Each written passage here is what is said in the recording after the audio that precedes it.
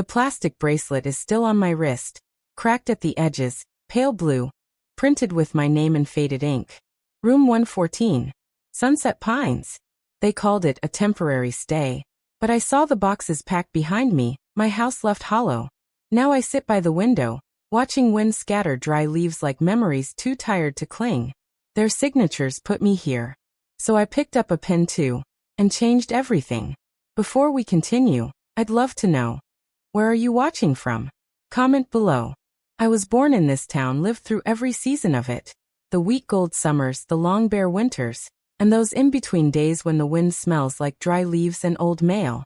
Our house sat on the edge of Maple Grove, where sidewalks cracked from tree roots and every neighbor had a dog that barked too loud and loved too much. It wasn't big, the house. 2 bedrooms, 1 bath. Faded yellow paint that we stopped repainting after Harold passed. But it was mine, the only place where every inch remembered me. I'm 81. My fingers don't always move the way they should anymore. My knees groan when I stand too long, and sometimes my heart forgets its beat for a few seconds. But my mind, oh my mind still walks straight and strong. People treat aging like a slow disappearing. They don't always mean to, but they do. My daughter Ruth visits on Sundays. Always with a list, pills, bills, doctor forms.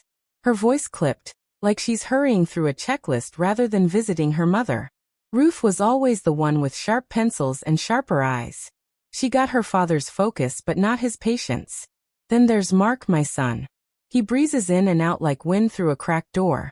He hugs me, calls me Ma, and then asks about the house.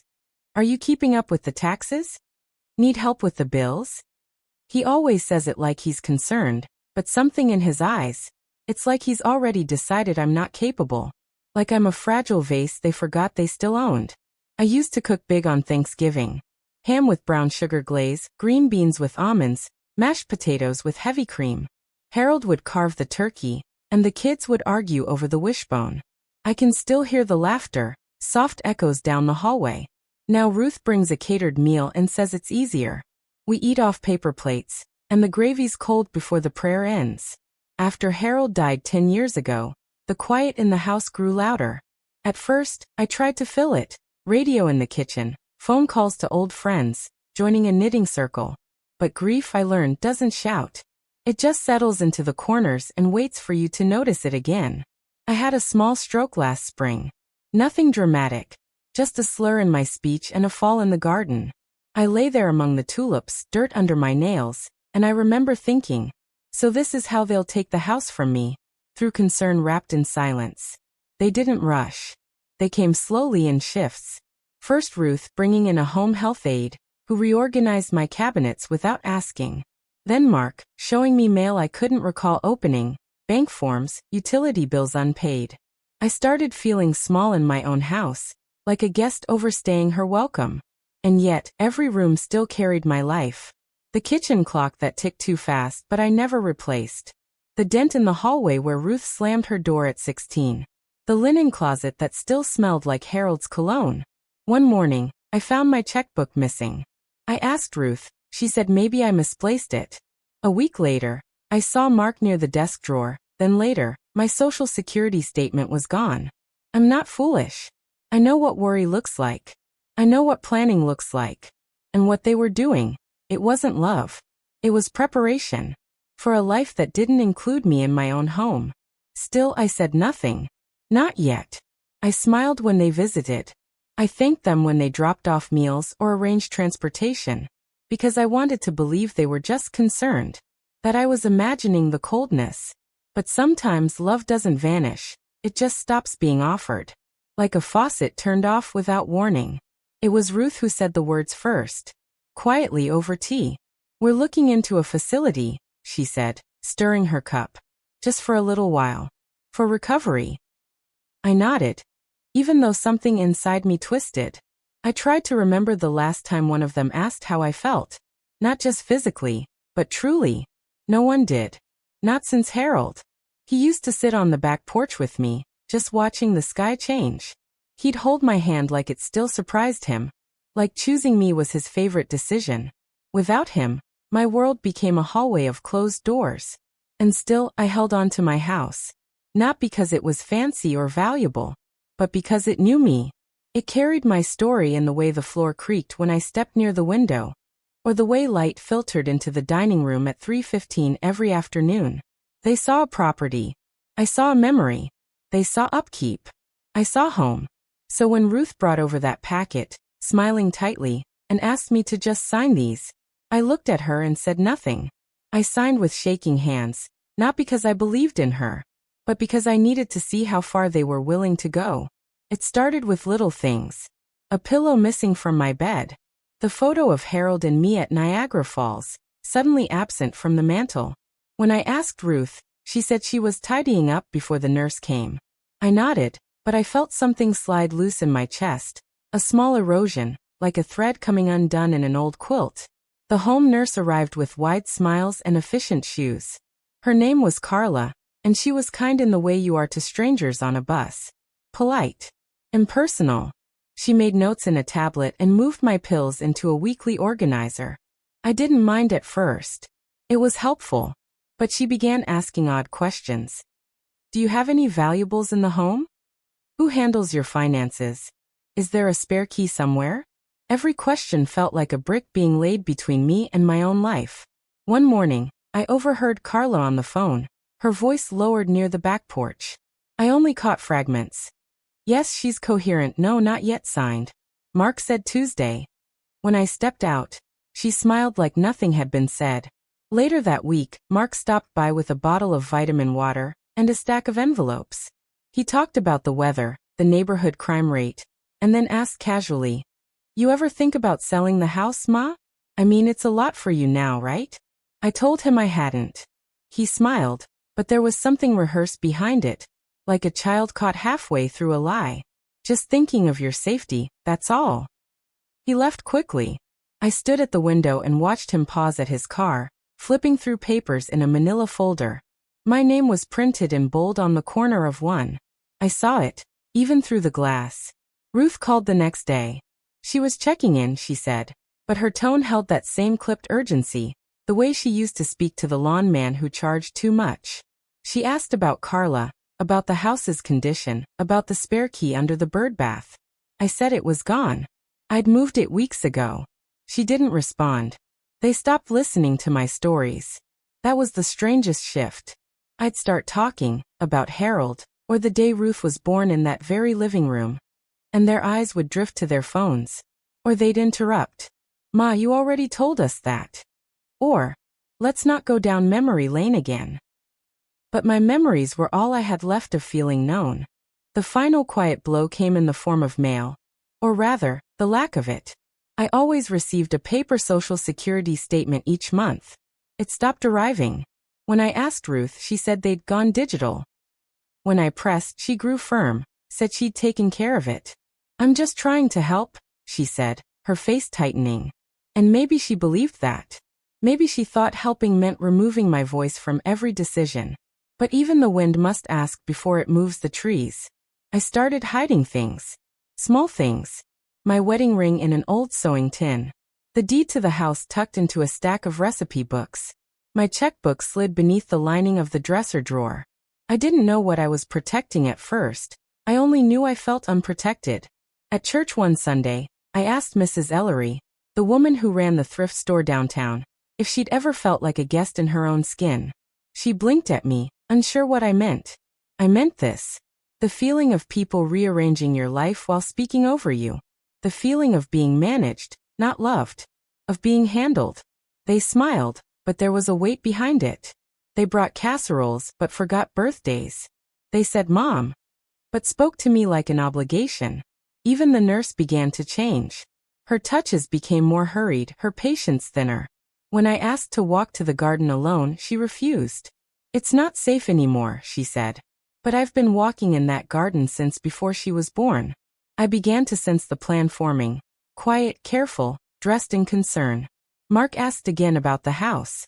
Ruth mentioned that her friend's mother loved her new assisted living.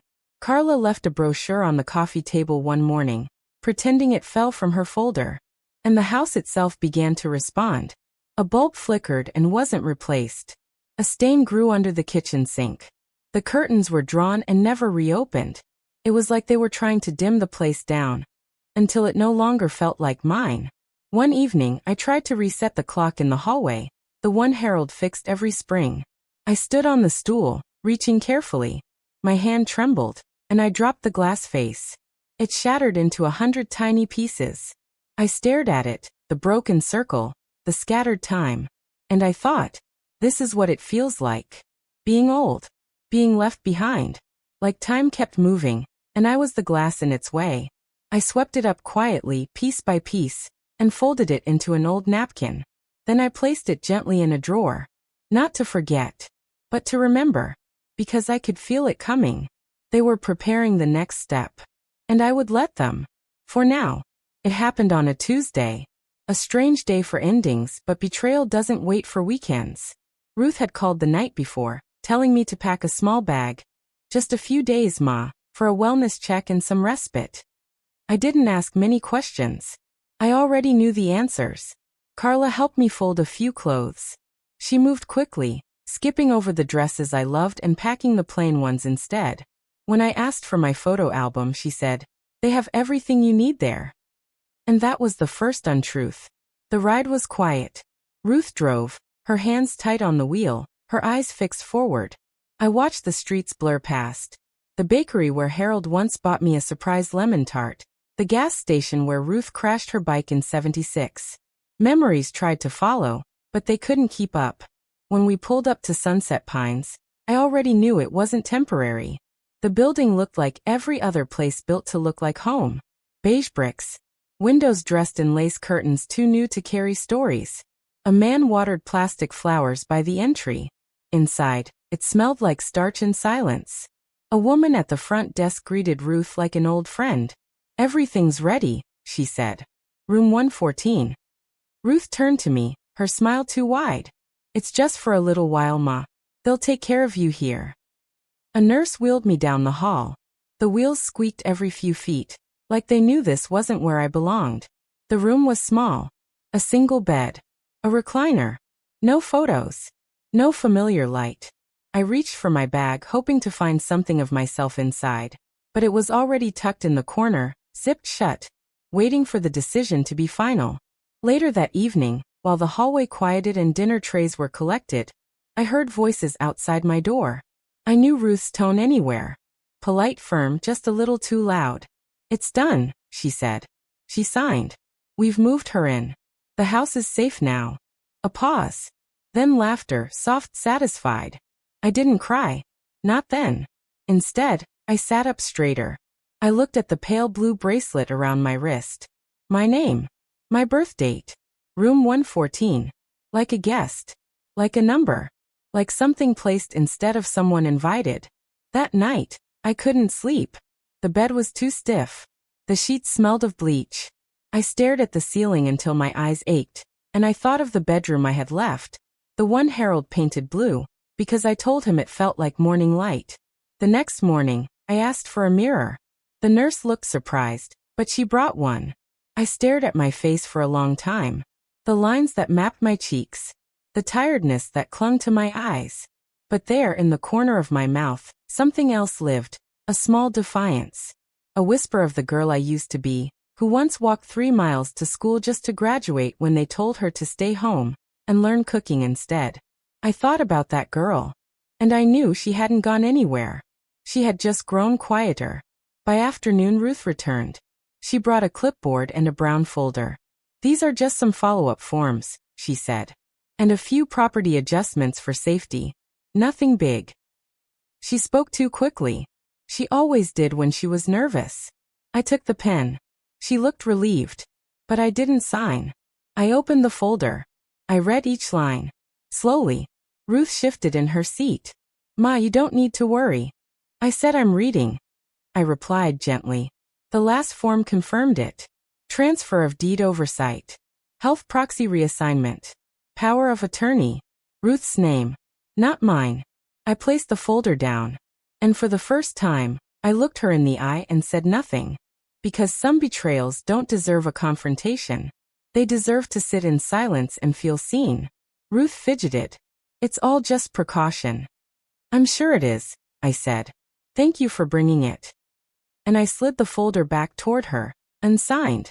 That night, as the hallway dimmed again and the staff made their rounds, I reached for my purse.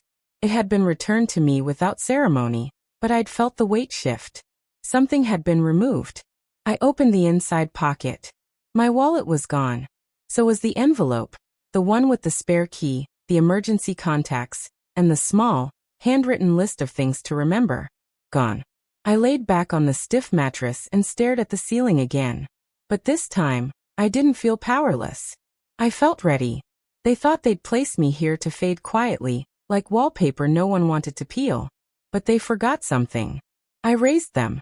I survived Harold's cancer, recessions, miscarriages, loneliness.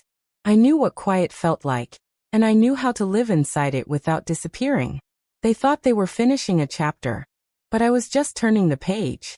I woke up early the next morning, before the hallway lights came on, before the breakfast carts squeaked down the linoleum. There's a hush that hangs in those hours, when even sorrow takes a breath. I sat up slowly, legs over the edge of the bed, and pressed my feet to the cold tile floor. I whispered into that silence just one sentence. This is not where I end. There's something strange about decision. How it arrives not in a roar, but a stillness. A moment where something clicks into place inside you. And suddenly, your heart stands up. I didn't have a plan, not yet. But I had clarity. And that was more than I'd had in months. At breakfast, I asked the nurse, a kind-eyed girl named Marissa, if I could use the community phone. Just to call an old friend, I said, offering a smile soft enough to hide the steel behind it. She walked me to a small room with a rotary phone, and I dialed from memory, a number I hadn't used in years, but could never forget. 3 rings. Then a familiar voice. Mr. Bellamy's office. I asked for Charles. Said it was Edna. She'd remember me. I used to bring his wife homemade strawberry jam every spring, before she passed. A pause. Then, Edna? Good heavens. Are you all right? I smiled, but not because I was. I will be, I said. But I need your help. Charles Bellamy had been Harold's friend since they were boys.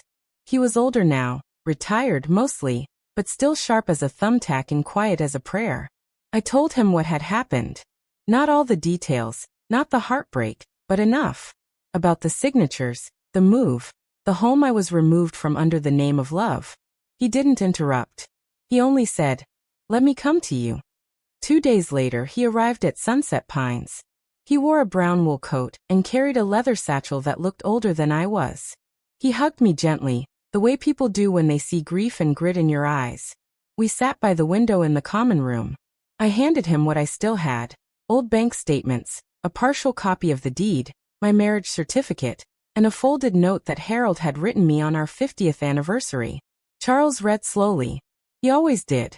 Then he looked up and said, "Do you want your house back, Edna?" I looked out the window. The trees were bare. Winter had pried the color from everything. "No," I said. "I want my name back." He nodded. "Then we'll start there." What followed were quiet, deliberate steps. A power of attorney reversal. A protective trust.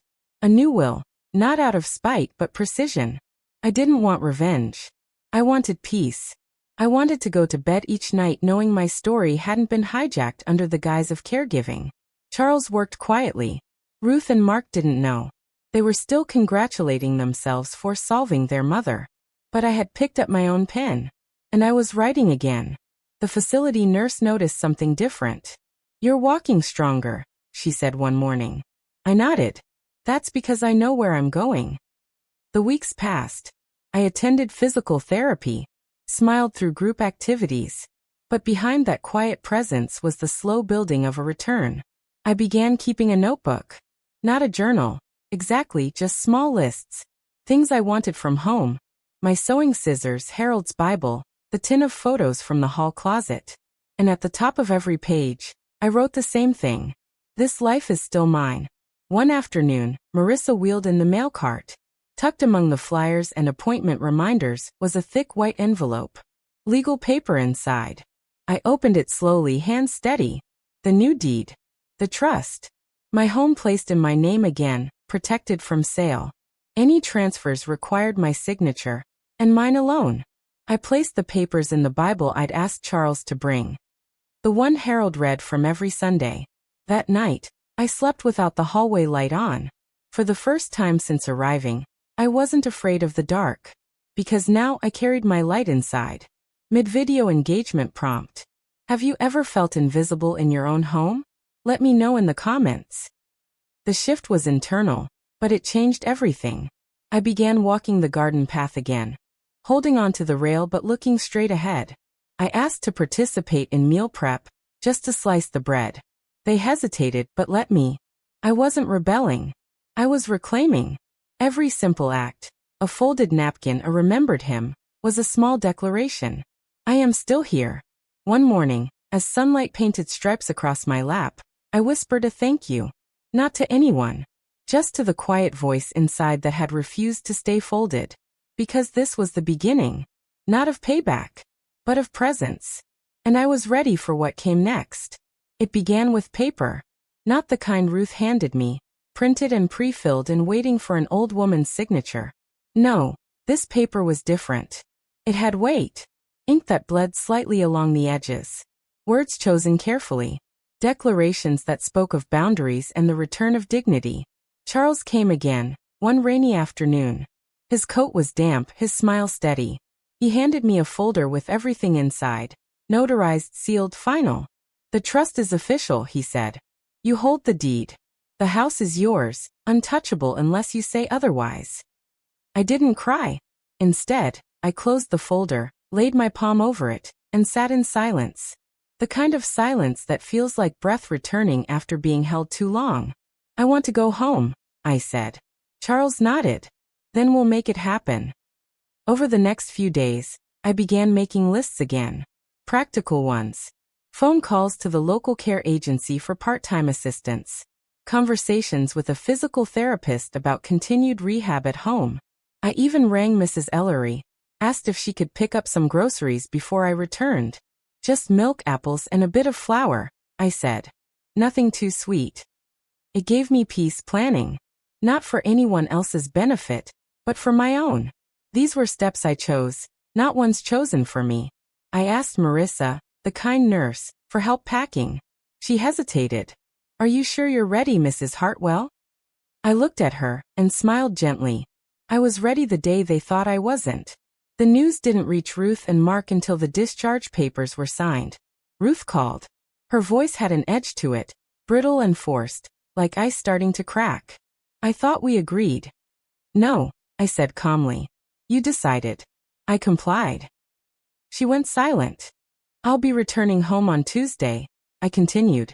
The house is not for sale. I'll have assistance as needed. Please don't rearrange anything before I get there. There was a long pause. Then, is this Charles's doing? No, I replied. It's mine. That was the first time I heard her breathe sharply, like someone stepping into water they expected to be shallow, only to find it deeper than they'd imagined. Mark never called.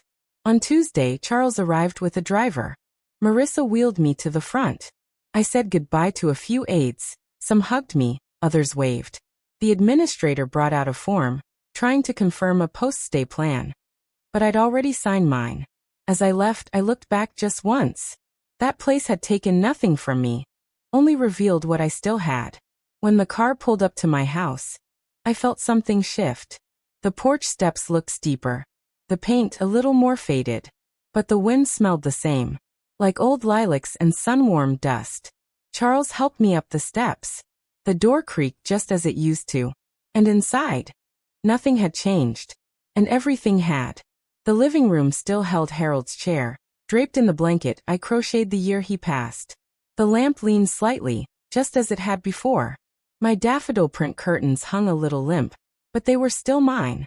And there, on the dining table, was the tin. The one I'd hidden, the one Ruth never thought to open. Inside were the copies of my original will, the old deed, Harold's letters, and a photo of us from 1961. Me in a yellow dress, him in suspenders, both of us laughing like life had no idea what storms were. I pressed my hand to the photo. I'm back, I whispered. Not long after, the home nurse from the community agency came by. A woman named Sheila. Broad-shouldered, soft-spoken. She took her time, asked questions, listened carefully. She didn't assume. She didn't push. And that, more than anything, reminded me what real care looked like. Each day settled into rhythm. I woke when I pleased, sat on the porch when the sun allowed, cooked small meals, nothing too heavy. I began writing again, not just lists, but letters to myself. Affirmations. Promises. I wrote things like, "You are not a burden. You are not forgotten. Your voice still matters." One morning, I took the folder Charles had given me and placed it inside Harold's Bible. It sat now at the center of the dining table, flanked by a bowl of red apples and a stack of clean linen napkins. That folder, with the new deed, the will, the trust, had become my symbol. Not of revenge, but of return, of restoration, of reclaiming the narrative they tried to write over with fine print and whispered meetings. My story was mine again. And this time I was writing the ending with eyes wide open. The first time I learned what betrayal felt like, I was 21. It was summer 1962. The air was thick with honeysuckle and worry. I was pregnant with Ruth then, not far along, maybe 12 weeks, but already the future sat heavy in my belly. Harold had just lost his job at the mill. They said there was no need for his section anymore. Efficiency, they called it, like that word had ever paid for bread. We were living in a rental off Fairchild Avenue. Peeling paint, shared bathroom, floors that leaned slightly like tired shoulders. But we made it work, laughed in the mornings, counted coins in the evenings. Hope was our only furniture. Harold's mother, June, came to visit. She brought a tin of biscuits and that look she always wore. Half concern, half disappointment. She sat across from me, teacup in hand, eyes darting to my belly like it offended her. "You can't afford another mouth," she said after a long silence. Maybe it's not too late to make a different choice." I sat there, stunned. I didn't understand what she meant, not at first. Then it hit me like a stone through a stained glass window. She meant give the baby up. Or worse. My fingers curled around my teacup, trembling. Harold wasn't home. He'd gone to a neighbor's to ask about day work. I was alone with her words, alone with the shame that didn't belong to me, but still tried to settle inside my bones. I carried Ruth anyway. I whispered to myself now, sitting decades later at my kitchen table. The past had come back like a soft knock at the door, and I let it in. That moment. The moment I realized not everyone who says family means safe. It never left me. I never told Harold what his mother said. I knew it would break something in him. So I buried it, like women do. I held Ruth tighter when she was born. I made her sweaters out of old blankets. I skipped meals so she wouldn't have to. And I never once let June hold her without watching. Sometimes betrayal comes dressed as guidance. Sometimes it arrives with a gift and a frown. Years later, when Ruth was 6, we finally bought this house. The one I live in now. We paid in tiny steps. Harold worked weekends. I took in sewing, hemmed pants until my fingers ached. But every brick, every nail, was ours. I remember one night Ruth had a fever. I stayed up rocking her for hours. Her forehead burned against my cheek. I sang lullabies with a dry throat. The next morning Harold said, "You didn't sleep." And I said, "She needed to know someone stayed." Because that's what I believed then. That if you loved someone you stayed. You didn't leave them behind when they got tired. You didn't erase their name when they couldn't stand as tall. You didn't sign them away. But Ruth, somewhere along the line, she learned something else. Not from me. I never taught her that silence meant consent, or that aging meant surrender. But she learned it somewhere. Maybe from a world that values what produces, not what remembers. Maybe from whispers of inheritance before breath has even left the body. And Mark, my sweet, laughing boy, he always wanted to be loved. So he followed where the love seemed loudest, even if it wasn't real. But that summer day in 1962 shaped me. Not because of June's words, but because I didn't listen to them. I kept Ruth. I kept this house. I kept choosing dignity, even when no one else could see it. And that's what I was doing now. Not because I was angry. Not because I wanted to punish them. But because the same girl who sat trembling with a teacup in her hand, shamed by a woman who thought motherhood was a mistake, that girl grew into me. The woman who now knew her worth. She didn't disappear. She grew. Sometimes pain doesn't leave scars, it leaves seeds. And over time, those seeds bloom into resolve. I folded my hands on the table and closed my eyes. I could still feel the weight of Ruth in my arms. That night she had a fever. The way her tiny fingers gripped my shirt. The way she whimpered in her sleep, then settled when I hummed. She had needed to know someone stayed. And now so did I. The betrayal didn't come with slammed doors or shouted names. It came folded, tucked inside a bank envelope left on my front porch. I found it early one morning, stepping out to feed the birds. The sky was soft with fog, the kind that made everything feel far away. I bent slowly, picked it up, and saw Ruth's handwriting on the front, for Mom. Inside, copies of listings. Real estate listings. My house. Photos taken without my knowledge. The garden still bare from winter, the kitchen stripped of its color by bad lighting. And at the bottom, an estimate. Fair market value, projected profit, liquidation potential. I sat on the porch swing, the envelope in my lap, the birds forgotten. There was no note. No explanation. Just the facts. As if my home had become a line item. As if I had vanished from it. I stared at the photos. One showed the hallway. The same hallway where Ruth had taken her first steps. Wobbling toward me as Harold clapped from the other end. I could almost hear the echo of her baby laugh, sharp and delighted. And then I saw, in the listing photo, the walls stripped bare. Not a single family picture remained. They had cleared it before the photos were taken. Erased the story. I don't know when they did it. During my time at Sunset Pines, I suppose. Quiet visits. Cleaning under the pretense of kindness. Bit by bit, memory by memory, they'd prepared the house to be someone else's. And I hadn't even known. I rose slowly from the swing, envelope in hand, and went back inside. The house was quiet. Too quiet. Like it knew it had been spoken of in past tense. I opened the hallway closet. Where once there were games, coats, the scent of childhood winters, now just hangers bare and waiting. I opened drawers. The sewing basket was gone. So was the jar of buttons, the one Harold always teased me about. No shirt in this house will ever die, he'd say. Gone. All of it. That was when the ache came. Not loud, not sharp, but dull and deep, like the settling of sorrow behind your ribs. They had planned to sell the house. Before I even left the nursing home, they had called a realtor. Scheduled photographs. Gathered documents. I turned to the window and looked out at the old oak tree Harold planted when we moved in. Its branches swayed gently, as if reaching out to comfort. I had given them everything, my days, my hands, my heart. And they had made room for me in a file. Not in their plans. Not in their lives. Just in paperwork. Later that afternoon the phone rang. It was Mark. Hey Ma, he said, too cheerful. Ruth said she dropped something off. Did you get it? I said nothing. He cleared his throat. It's not what it looks like, okay? We were just exploring options. Options. That word, it landed like a cold stone in my lap. I finally spoke. You photographed the house without me knowing. It was just to get a feel for things. You've been struggling, Ma. We were worried. Worried about what? He hesitated. Well, about the upkeep. The stress. You deserve somewhere easier. Somewhere out of the way. That's not what I said. But it's what you meant.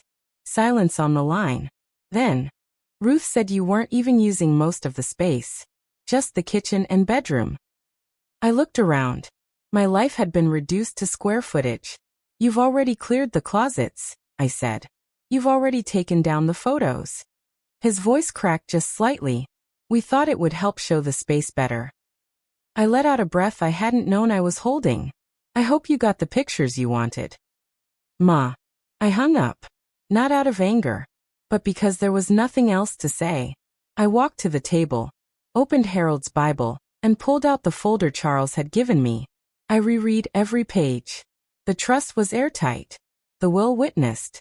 The house, placed in my control, with directives for its future that no one could undo. In that moment, I felt sorrow, yes, but not shock. Shock had left weeks ago. What remained was quiet clarity. They didn't just want me comfortable. They wanted me managed. They didn't want me safe. They wanted me silent. And I would not be. That evening, I stood in the hallway and rehung one photograph. The one of Harold and me at the kitchen table, laughing mid-bite, the sunlight hitting his forehead just right. I hammered the nail gently, placed the frame with both hands. Then I stepped back. The house still knew me. And I knew now, more than ever, it would not be their inheritance. It would be my legacy. After that day, something inside me stilled, not with defeat, but with finality. I stopped asking questions. I stopped explaining myself. I stopped hoping they would see me the way I used to be, as their mother, their shelter, their first love. Instead, I became what I had always been underneath the worry, beneath the reaching. A woman who had already lived 100 lives, and who now, finally, understood that dignity doesn't ask for permission. I made tea that night, steeped it slow, poured it into Harold's old mug. The one with the chipped rim he insisted gave it character. I sat at the kitchen table, the very one Ruth once painted with her finger when she was 4, and I watched the steam curl upward, like something being released. I didn't call them. I didn't confront them. What would be the point? They had shown me their truth, not in words but in actions, in the absence of tenderness, in the way they handled my life like it was inventory. So I chose silence. But this silence was different from the one they had placed me in. This one had roots. It wasn't passive. It wasn't wounded. It was a decision. The next morning, I walked slowly through the house, touched every surface, reclaimed every room. I reopened the back bedroom, the one they'd said I didn't need anymore. Dust floated in the air like soft memory. The twin beds still sat against the wall. I placed clean linens on both, folded with care, even though no guests were expected. Then I opened the cedar chest. Inside, the quilts I made when Ruth was a baby, Harold's flannel shirt, Mark's spelling bee ribbon from 5th grade. I laid them out, one by one, as if reminding the walls of their stories. I didn't cry, not even once, because I was no longer grieving them. I was remembering me. In the days that followed, I made small changes. I removed their photos from the hallway shelf and replaced them with old postcards Harold and I had collected on road trips. I cooked what I liked, biscuits and peach preserves for breakfast, chicken and wild rice soup for dinner. I opened the windows, let the breeze carry in the sound of birds and the scent of earth after rain. I answered calls less often. When I did, my voice was soft but firm. "I'm fine, thank you. I have everything I need." And I did. The woman from the care agency, Sheila, came every other day. She helped with errands, light housework, but mostly we just talked. About her daughter. About how quiet strength can sometimes change a room more than shouting ever could. She never treated me like a task. She asked before moving things. She listened when I paused. One afternoon, she found me in the garden, pruning a withered hydrangea. "You seem lighter lately," she said. I looked at the soil under my nails, the roots curling into shape. "I stopped needing to be understood," I said, "and started being." She smiled. "That's peace." And it was. Peace wasn't loud. It didn't come with fanfare. It came like a hand resting lightly on your shoulder, reminding you that you are still here, still whole, even after all that's been taken. I took long baths again, reading old books with broken spines. I ironed linens not because I had to, but because I liked the crispness of cloth made neat. I started lighting a candle at dusk, not for ceremony, just for myself. The house became mine again. Not just legally, but spiritually. They stopped trying after a while. Ruth called once to ask if I was willing to revisit the will. I told her gently, "I've revisited it. That chapter is closed." She didn't call again for a while. Mark sent a card. It said, "Thinking of you." There was no return address. I placed it in a drawer. Not out of spite, but because I had no need for empty gestures. You see, I had learned something essential. Something they never taught me, something I hadn't even taught myself. You do not have to be loud to be heard. You do not have to justify your presence to keep what is yours. And you do not need their approval to live your truth. Every day now, I choose quiet over conflict. Stillness over explanation. It doesn't mean I am weak. It means I am no longer performing strength to satisfy someone else's comfort. I am simply living. In my home. In my name. On my terms. It was Ellie who knocked one Saturday morning. I hadn't seen her in nearly a year. Ruth's daughter, my youngest grandchild. 17 now, almost grown, with the same freckled nose she had at 5. She stood on the porch with a brown satchel, her hair loose and her eyes unsure. I hope it's okay, she said. Mom doesn't know I'm here. I nodded and stepped aside. The house must have felt different to her. Quieter. More mine. She looked around like she was searching for ghosts. I wondered how many memories still lived in her. I wanted to see you. I made us tea. We sat in the living room, the same room where she used to build blanket forts with Mark's old flannel shirts. I handed her a warm cup and watched her hold it like it was something precious. She looked down. I heard about the nursing home. About the deed. Her voice cracked slightly. I said nothing. Just sipped. She continued. They said you were confused. That you needed protection.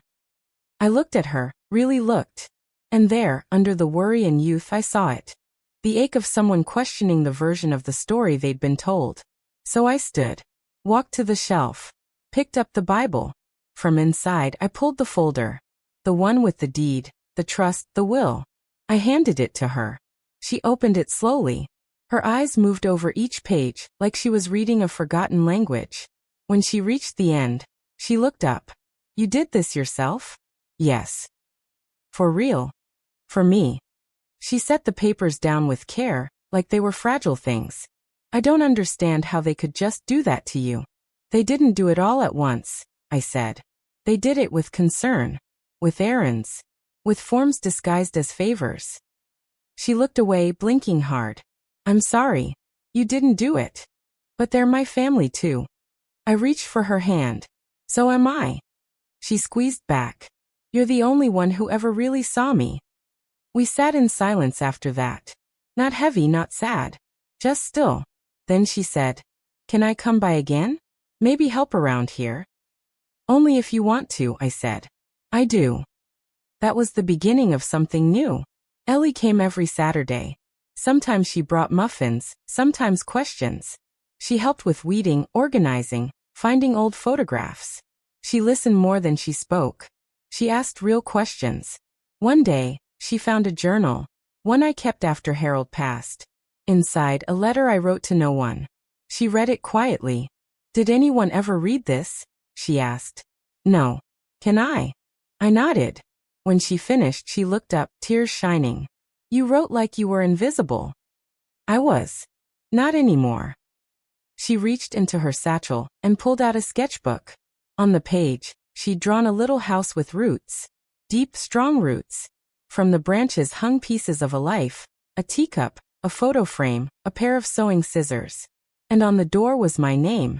Your house tells a story, she said. And I want to help tell it right. I had no words. Just warmth thick in my throat. In that moment, something shifted. I wasn't just protecting a house anymore. I was planting something. A legacy. Not one built on property or paperwork, but on understanding. On memory. On truth. Because Ellie didn't see a burden when she looked at me. She saw a beginning. And for the first time in a long while, I felt like more than a cautionary tale. I felt like a woman being remembered. Have you ever found strength in moments of silence? Let me know. Now, when the wind moves through the house, it doesn't sound lonely. It sounds like movement. Like turning pages. I still sit by the window each morning. Still steep my tea just right. But now there's an extra cup. For Ellie. For her curiosity. For the way she brings my story back to life. I told her once, they tried to erase me. She said, then let's draw you in ink. And we did. Together. Because sometimes strength doesn't come from confrontation. It comes from being seen. And loved. Exactly as you are. The shift didn't happen all at once. It came in glances, in silences, in pauses too long to be comfortable. First was Ruth. She called one Thursday morning. Her voice brittle, polite, like she was holding something sharp behind her teeth. I heard from the attorney's office, she began. I waited. They said the house is in a trust now. That you've reassigned the will. That Ellie is listed. Still, I said nothing. She continued. You didn't tell me. I didn't need to, I said softly. There was a long silence on the other end of the line. I could hear her breath, tight, uneven. She had expected compliance, not independence. Finally, she said, we were just trying to make sure you were okay. I am now. But why would you? I had to do what you didn't. Another pause. Which is, protect me. Her voice cracked then. Not loud, not angry. Just lost. I didn't mean to hurt you, she whispered. I know, I said. But you did. And that was the truth she hadn't prepared for. She hung up soon after. Not rudely, just quietly. Like a door closing slowly on a room she'd thought she still owned. Mark didn't call. But 2 weeks later, I found an envelope tucked in the mailbox. No note. Just the key I had once kept under the birdbath. They were returning what they'd taken. The air around the house began to change. No more unexpected visits. No more brochures slipped into drawers. The space became mine again, not just legally, but spiritually. Their absence spoke louder than their presence ever had. I didn't gloat. I didn't celebrate. I simply kept living. Each morning, I folded linens with care, watered the porch plants, read passages from Harold's Bible, tracing the margins he once filled with small notes. Ellie noticed, too. They're retreating, she said one day, helping me dust the bookshelves.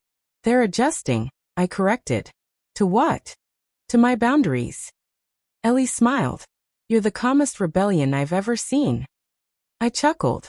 It's not rebellion. It's return. Because what I had reclaimed wasn't control. It was presence. Ownership over my name, my story, my space. And slowly, that quiet ownership began to ripple. At the grocery store, neighbors started greeting me more kindly, as if they'd heard whispers and chose sides. At church, Mrs. Ellery squeezed my hand tighter than usual during service. You look well, she said. And she meant it. Even the house responded. The daffodils bloomed brighter. The porch swing didn't creak as much.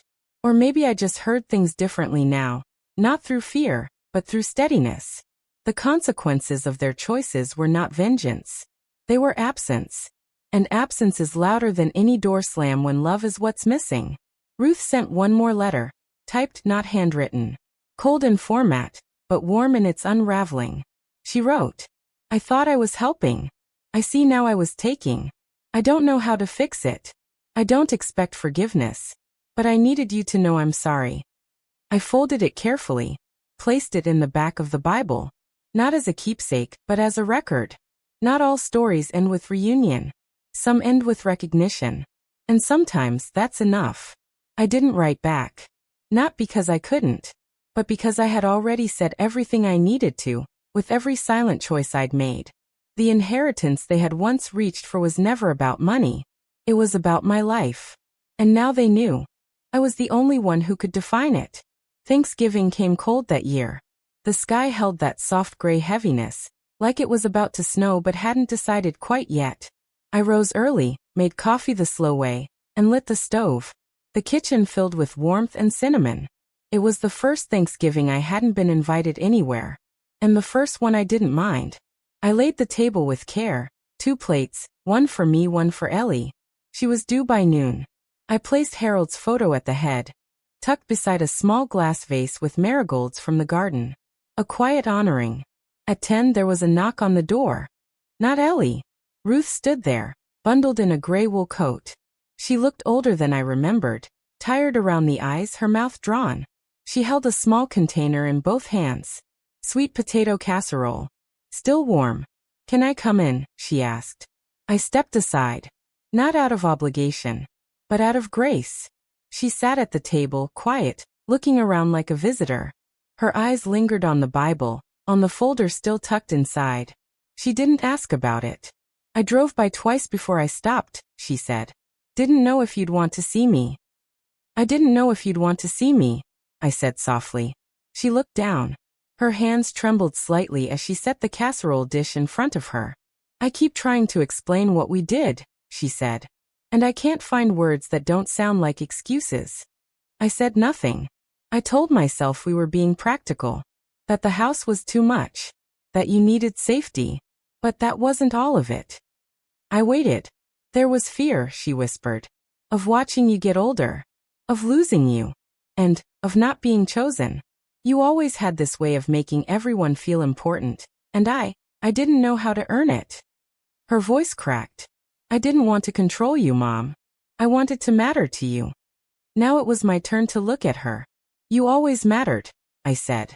But mattering doesn't give you the right to take away someone else's story. She nodded, eyes full now.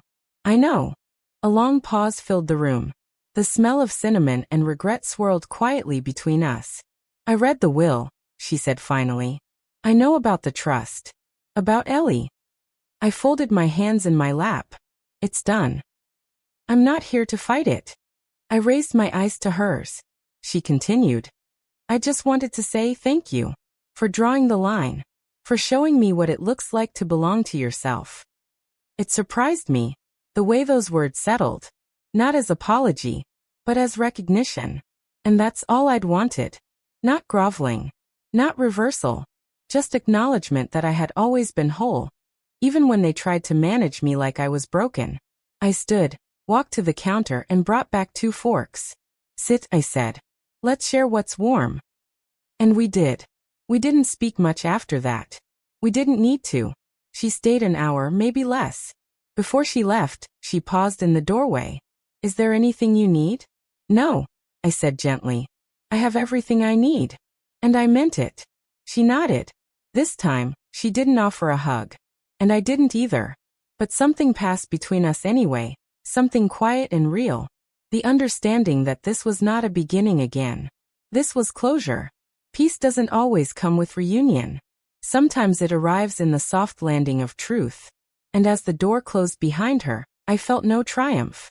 Only lightness. And gratitude. For the strength that had lived inside me all along. The days after Thanksgiving felt softer.